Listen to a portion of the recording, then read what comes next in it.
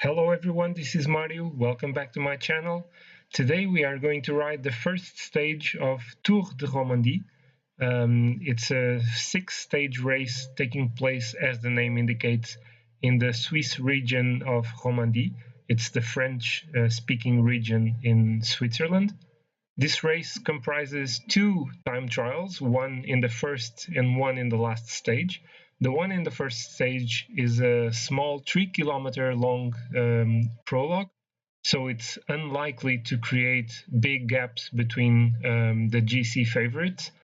Then the second stage is a hilly stage, but can also suit some sprinters that can manage to hang on in these last few hills. And it's also going to play a very important role in the KOM classification. The third stage is the most suited for sprinters in this race. Then again, on the fourth stage, we have a hilly stage. Then the fifth one is actually the queen stage of this race, is a very mountainous stage that is going to be very important for the GC. And finally, the final stage, 15.7 kilometer long time trial, individual time trial, which is surely going to settle the final general classification. So as usual, I'm going to use the official start list for the Tour de Romandie. The main favorites for this race are probably Primoz Roglic, the winner of last year's Tour de Romandie, and Geraint, the Tour de France winner in 2018. And for this one, we are going to choose to ride with Katusha Alpecin. They bring 2 former winners of this race, Ilnur, Zakarin, and Simon Spilak. And the objective we will set, the objective would be to win the race with Ilnur, Zakarin, but it's going to be very difficult to do that, because when comparing to Geraint and Primoz Roglic, so mainly these two, they are better climbers and better time trialists than Ilnur, Zakarin, so it's going to be very hard to get the win here. So going to the first stage, the main favorites are Geraint, Stefan Kung, Victor Campenaerts, and Primoz Roglic. Also in this top 10 of favorites, we have 2 of our riders, Alex Dowsett and Simon Spilak. So let's see what we can do in this small prologue. So the time trial is now well underway. Our first rider is Mads Schmidt. Let's see how he does. And is 5th so far, 6 seconds behind. I could have gone stronger with him, so let's try to adjust this for the next few riders. We are now going with Dmitry Strakov, the Russian rider. Is also having a good day, is in a good fitness condition. He's not the strongest time trialist, but let's see how he does. Going through the barriers again. It's always fun to watch. Let's see, he's doing good, Come on. And third, 5 seconds behind the leader. So he actually did better than Mads Schmidt. So Simon Spilak is now starting his time trial. He's having a magnificent day with a +3 race day condition. Let's try to do better than our previous riders. Let's see, he's doing good. Come on, Spilak. Let's go. You love this race. Come on. And first, yes. Best time so far for Simon Spilak. We are now starting the time trial with Alex Dowsett. He's not having the best race day condition he could have. Let's see how he does. Let's try a little bit of a different strategy with him. So going slower in that little climb there, and now increasing the effort towards the finish. Let's see how he goes. And only 19 seconds. And only 60th, 19 seconds behind Simon Spilak. So maybe that was not the best strategy at all.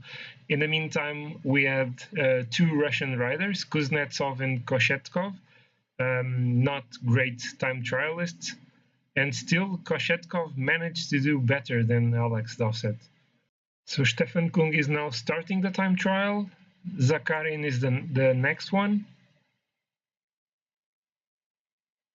Let's see how he does. In the meantime, Patrick Bevin completed his time trial 1 second slower than Simon Spilak. Zakarin is having a good fitness day, but terrible race day condition with -2. Let's see how he does. Let's increase his effort now towards the end. Come on, come on, Zakarin. 11 seconds behind. That was not good at all. Let's see who else is finishing. Michael Woods, 20 seconds behind. Now Sam Bennett is not important for the GC.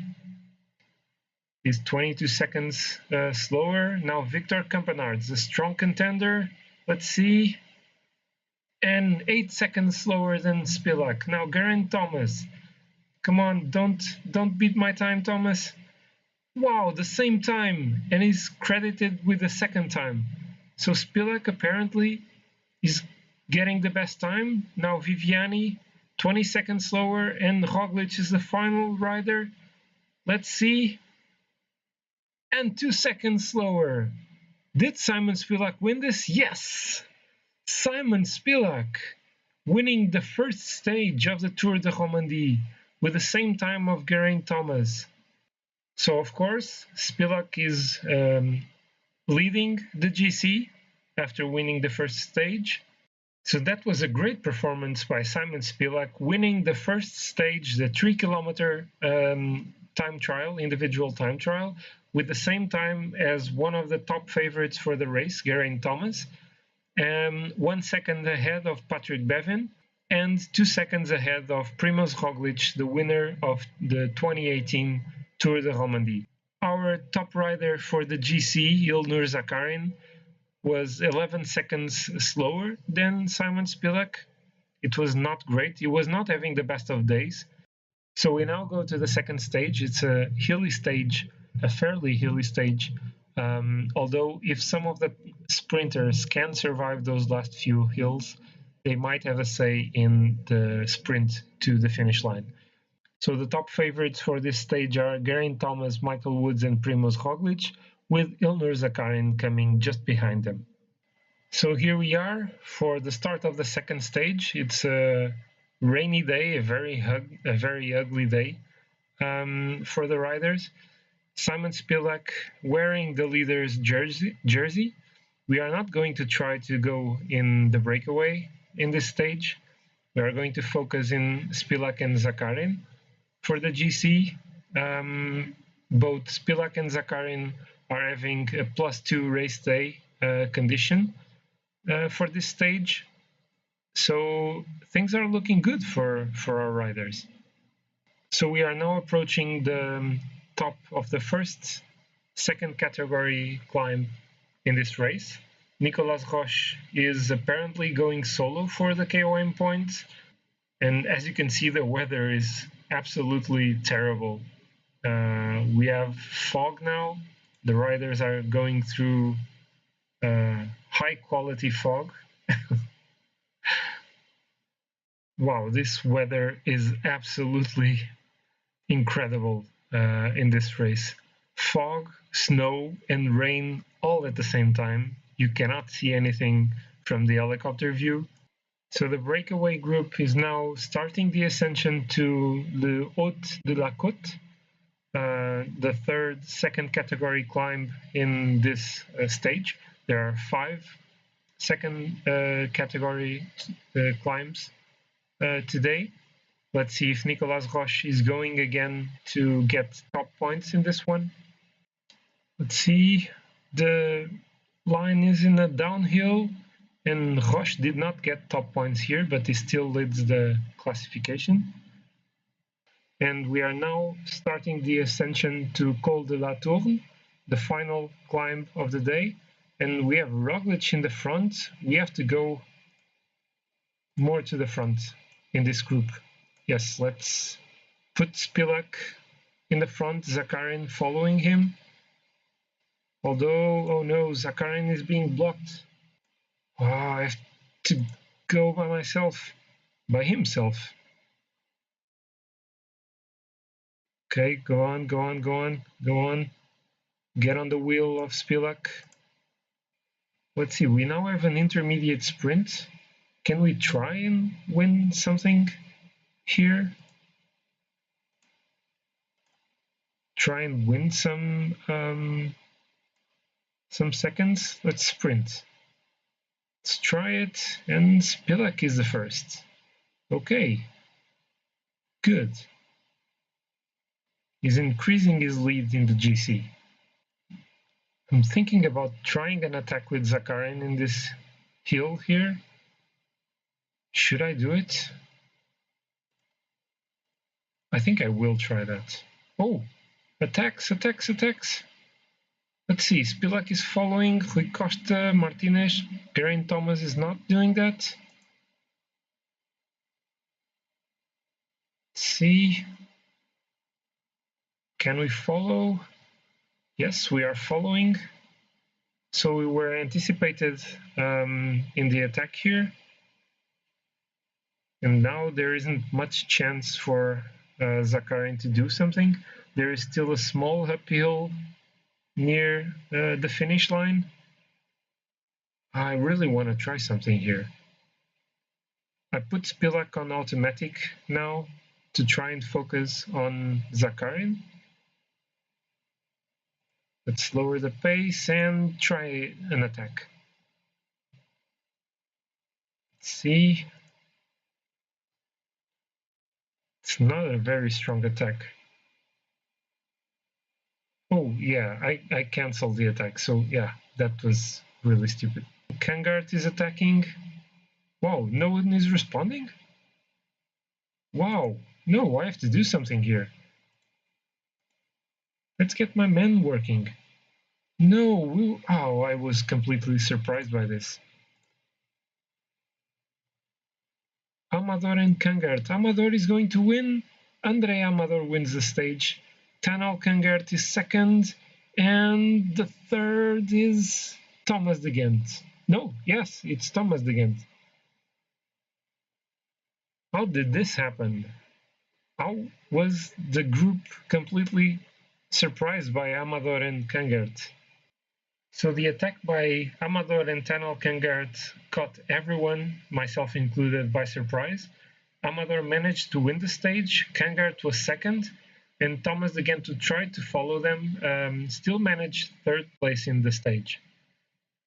So here he is, Amador, Andre Amador, winner of the second stage of the Tour de Romandie.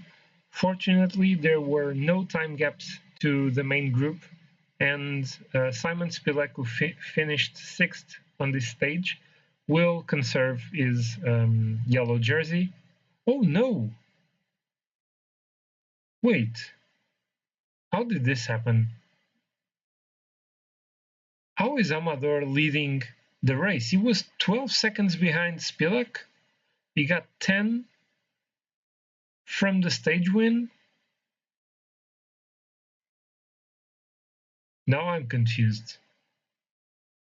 Nicolas Roche is leading the mountain classification with 24 points. He did very well in this stage. And in the points classification, Simon Spilak is the leader. The best young rider so far, Daniel Martinez, 11 seconds ahead of David Godou, and miles away is third placed Nico Denz. So we are now going to the third stage, the one that is best suited for sprinters. And with that, of course, Elia Viviani and Sam Bennett are the top two favorites for this stage. So after a day with terrible weather, we now have a nice sunny day with some clouds. Let's see how our riders will do. Zakarin and Spilak have a +1 race day condition, so that's fine. Ryan Mullen and Davide Vilela are going in the breakaway, again with Maurice, trying to go for the KOM point. So the frontmen are now starting the ascension to the Col du Moulin Rouge. It's a 10-kilometer long climb at an average of 4.4%, so it's not very steep. Still, it's a second category climb. Very important for Maurice, who is the best placed rider from this four, is the only one with points, with KOM points so far in this group. So the front group is approaching the top of the climb, or the mountain points at least. Ryan Mullen was the first to try the attack. He's probably not going to win it. Let's see. Mullen is still leading. Now is out of energy. Villela is going in the front now. Let's see who gets it. It's going to be Maurice. And it's Maurice. So the breakaway is now reaching the first intermediate sprint. Let's see, Maurice is the only one trying to sprint, and he gets the first place. And as I said before, I wasn't sure about the time bonus for the intermediate sprints and for the finish line, and I was checking that, and it's apparently the intermediate sprints. So the first rider going through the intermediate sprint gets a 6.6 second bonification, and the winner of the stage gets 20 seconds. So that's quite a lot. It's going to be very important to be in the top of the stages, to win the stages. It's going to make a major difference. So those 20 seconds are going to play a big role in the final classification. Meanwhile, in the peloton, the pace is increasing. We have Bahrain and also Quickstep and Bora trying to work for their sprinters. We also already have Elia Viviani very well positioned in the front. So 20 kilometers to go. Still 1 minute between the breakaway group and the peloton. I still don't think they are going to make it. Villela is apparently out of energy, is being dropped. Wow, their lead is now almost 2 minutes. I think the peloton just quit pacing. Yeah, the sprinter teams, no, they are apparently still pacing, but they cannot shorten the distance to the breakaway group. Wow, 8 kilometers to go. I'm impressed. The breakaway is going to win the stage. Strakov has fallen, along with Kruijswijk. Wow, Steven Kruijswijk fell. He's going to lose time. And in the end, no! I don't believe this. The front group was caught. In the end, and Elia Viviani wins the stage, followed by Ryan Mullen and Maurice. Wow! I did not see this one coming. Really, I didn't. I did not see this happening. Kruijswijk is only finishing now, 3 minutes behind the stage winners. He's definitely going to lose time. So that's it. This is the final corner of the stage. And the peloton gets to the front group, and Elia Viviani is the strongest and wins the stage. We have Bennett, Colbrelli, and Viviani in this final sprint. Bennett was completely out of it. He's poorly positioned. Colbrelli was ahead, but Viviani had the strongest finish and won the stage. So this was a surprising finish for the stage. With 3 kilometers to go, I was almost sure that the breakaway group would win the stage, but they didn't. So they were caught just in the final kilometer. And Elia Viviani was then the strongest in the final sprint. Ryan Mullen and Maurice still got to the podium of the stage, but did not manage the win. We also had a 40-second gap between the first 15 men reaching the line and the group containing most of the GC contenders. Fortunately, there were no GC contenders in this front group, so everything is still pretty much the same in the general classification. So I hope you have enjoyed these three stages of the Tour de Romandie. The GC is pretty much open at the moment. There are 15 riders within 28 seconds. And if you have enjoyed the video, please like it, comment below, tell me what you think I should have done better. If you haven't done so, please subscribe to my channel. Show me your support, I will really appreciate it. And see you next time for the final three stages of the Tour de Romandie. Bye!